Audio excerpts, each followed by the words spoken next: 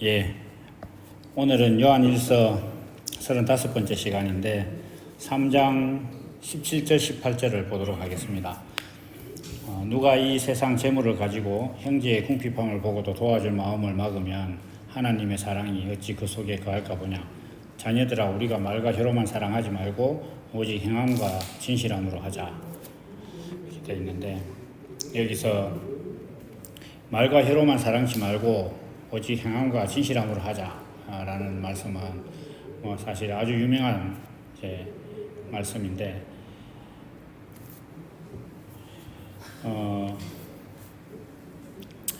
우리 이 말씀을 이렇게 우리가 한번 생각을 해보면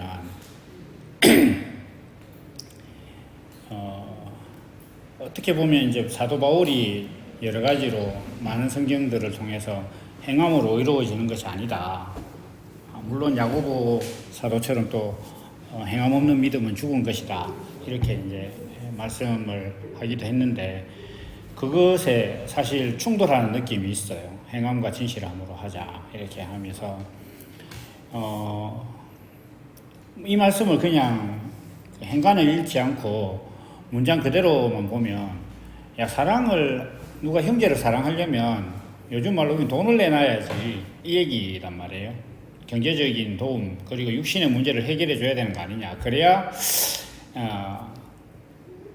사랑한다, 이렇게 이제 말을 할 수가 있는데, 여기서 사람들이 이제 말과 혀로만 사랑치 말고 행함과 진실함으로 하자, 이렇게 이야기했을 때, 방금 제가 이야기한 것처럼 뭔가 사랑을 하려면 육신의 어떤 문제를 해결하기 위해서 필요하면 돈도 내놓고 해야 되지 않느냐. 여기에 사람들이 주목하는 것은 진실함이라는 것에 대해서 그만큼 주목하지 않기 때문에 그런 문제가 생길 수 있어요. 그리고 또 한 가지는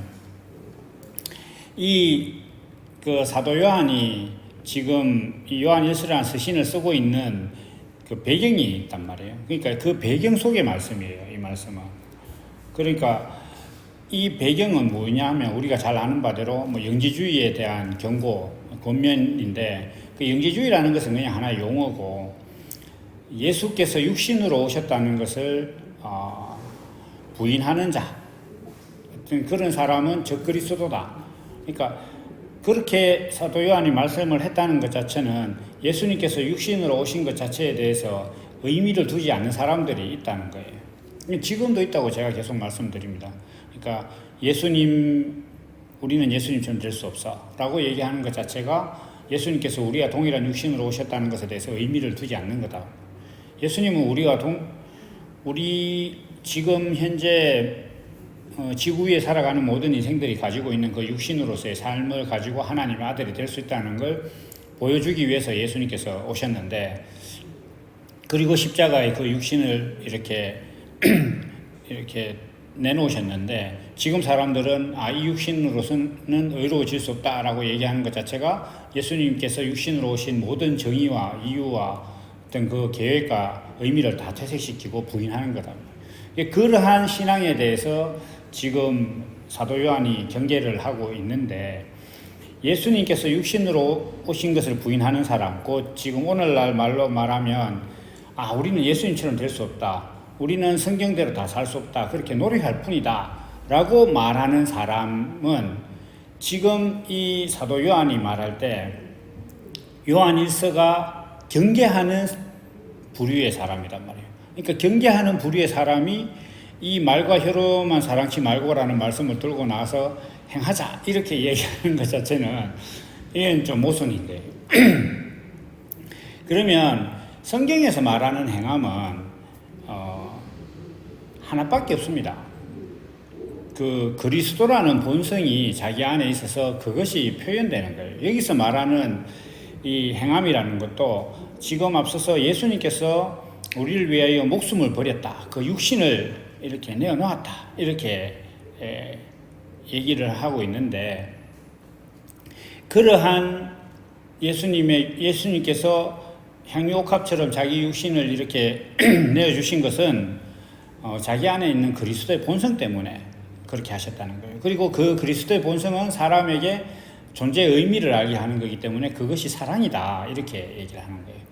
그래서 이 말은 지금 세상의 재물을 가지고 형제의 궁핍함을 보고 도와줄 마음이 없다 이렇게 이야기하면, 형제가 궁핍하다는 것 자체는 지금 언뜻 보면 재물적으로 궁핍한 것 같지만 지금 여기에 흐르는 주제는 사랑에 관한 거단 말이에요. 그리고 육신으로 오신 예수님께서 말씀하고자 하는 것, 육신을 가진 인생들에게 육신은 어떤 의미냐 라는 것을 이야기하고 있는 주제 속에서의 궁핍함이라는 거예요. 그러면 이 궁핍함의 근원은 뭐냐면 자기가 사랑이 없다는 거예요. 이렇게 존재의 의미가 없다는 거죠. 그리고 또 하나, 세상의 재물이라는 것은 제가 낯선 그리스도에서 그 얘기를 많이 했었는데, 선한 선생이여, 내가 무엇을 해야 영생을 얻겠습니까? 라고 물어온 그 부자와의 대화 속에서 제가 그런 얘기를 했었는데, 재물이라는 것은 사람이 가지고 있는, 사람이 행위로 쌓은 공로의 어떤 대표성을, 집약체, 재물이라는 것 자체는. 그러면 사람이 재물을 갖고 형제의 궁핍함을 보고도 이렇게 하는 것 자체는 육신으로서 뭔가를 할 수 있고 또 육신으로서 얻어낸 것들이 있는데, 그걸 가지고 다른 형제가 삶의 의미를 깨닫고 하나님께서 인생을 주신 그 목적을 깨닫는 것에 대해서 상당히 궁핍한 것을 알고 있는데도 불구하고 거기에 대해서 내가 아무것도 안 하고 그냥 말과 혀로서 예수 믿으면 구원받아 이렇게 얘기하는 거 아니다 이거예요. 우리가 더 근원적으로 생각해보면, 예수님께서 향유옥합 사건이 있을, 그 향유옥합을 이렇게 깨는 그 여자가 귀한 향유를 막 쏟았을 때 사람들이 이게 무슨 미친 짓이냐, 이게 300데나리온이나 넘는 건데, 그러니까 지금으로 말하면 근로자 1년 연봉으로 이렇게 비유될 수 있을 정도의 큰 돈을 지금 다 땅에 쏟아붓는단 말이냐, 네가 그리스도면 가난한 자를 구해야 되니 가난한 자들에게 이걸 팔아서 줘야 될 거 아니냐 이렇게 얘기했을 때, 예수님께서 가난한 자들은 항상 너희와 함께 있을 것이다 이렇게 말씀하셨어요. 그런데 그 제자인 요한이 지금 사랑에 대해서 재물을 갖고 가난한 자를 도와서 가난을 해결해라 이런 문제를 얘기할 리가 없다 이게. 그 이야기가 아니에요 이게 지금.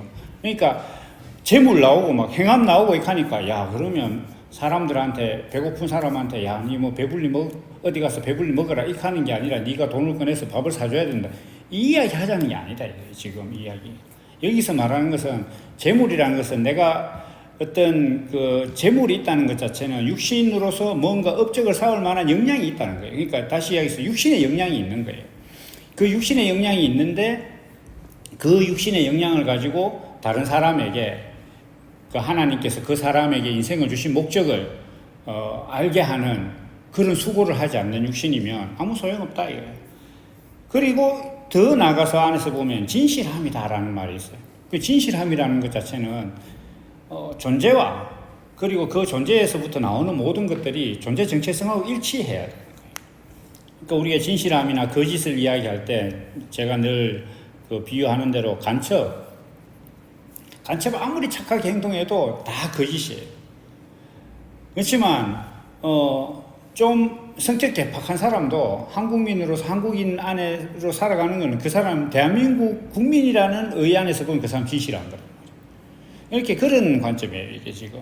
그러면 앞서서 이야기한 것처럼 지금 얘기들은, 이 사도 요한의 얘기들은, 말씀들은 육신을 가진 사람이 하나님 앞에 하나님 아들이 되는 것을 위해서 이 육신을 소비하고, 또 이 육신이라는 것은 하나님의 성품을 표현하는 것을 위해서 만들어졌고 그렇게 우리에게 주어졌다. 그렇기 때문에 육신은 절대 불필요한 것이 아니다. 그럼 이 육신을 갖고 뭘 할 거냐 이렇게 했을 때, 지금 여기서 보면 말과 혀가 아니라 다른 사람에게 너의 육신을 가지고, 너가 재물을 쌓을 만큼 역량이 있는 너의 육신을 가지고 다른 사람에게 존재의 목적을, 하나님께서 너를 만드신 목적을 알게 하는 것을 위해서 수고해라. 앞서서 보면 예수님께서 그렇게 하셨다. 그러니까 우리가 그것을 위해서 목숨을 버려야 된다. 예수님도 자기 육신을 십자가에 들여서 육신 가진 인생들에게 자기 인생의 목적을 알게 하셨다는 거예요. 그러니까 예수님이 보실 때는 사람들이 부자든 백부장이든